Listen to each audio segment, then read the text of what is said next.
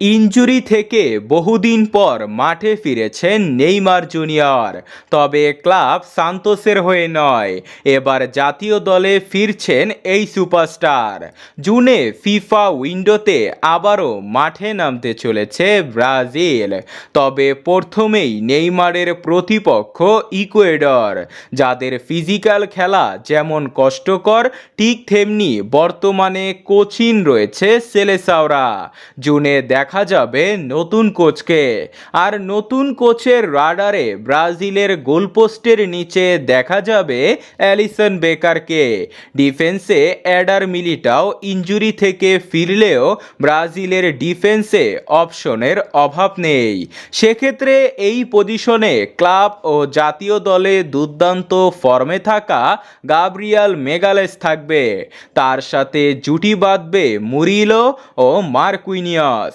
তবে অভিজ্ঞতার দিক দিয়ে মার্কুইনিয়স শুরুর একাদশে জায়গা করে নিবে। লেফট ব্যাক পজিশনে লড়াই করবে আপনার ও কায়ো হেনরিক, তবে কায়ো হেনরিককে এখনই শুরুর একাদশে পাওয়া যাবে না। রাইট ব্যাক পজিশনে লড়াই করবে ভ্যান্ডারসন ও ডানিলো, কিন্তু পারফরমেন্সের বিচারে ডানিলোকে থাকতে হবে বেঞ্চে। 4-2-3-1 ফরমেশনে দুই মিডফিল্ডার নিয়ে মাঠে নামবে সেলেসাওরা। সেক্ষেত্রে দুই মিডফিল্ডার হিসাবে দেখা যাবে গারসন ও ব্রুনো গুইমারেসকে। তারা মিডফিল্ডের দায়িত্ব নেওয়ার পর মিডফিল্ডের সমস্যা কিছুটা দূর হয়েছে। অবশ্য অন্যরা সুযোগ পেলেও এই পজিশনে তারাই থাকবে। লেফট উইঙ্গে ভিনিসিয়াস জুনিয়র থাকবে। নেইমার ফিরে আসায় রাইট উইঙ্গে থাকবে বার্সার পোস্টার বয় রাফিনহা। আর অ্যাটাকিং মিডফিল্ডার হিসাবে আইকনিক 10 নম্বর জার্সি পরে ফিরবে নেইমার জুনিয়র।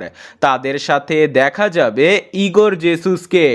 বিশ্বকাপে যেতে হলে আরও 4 পয়েন্ট লাগবে ব্রাজিলের। এখন দেখার পালা ব্রাজিল কি ঘুরে দাঁড়াতে পারবে কিনা।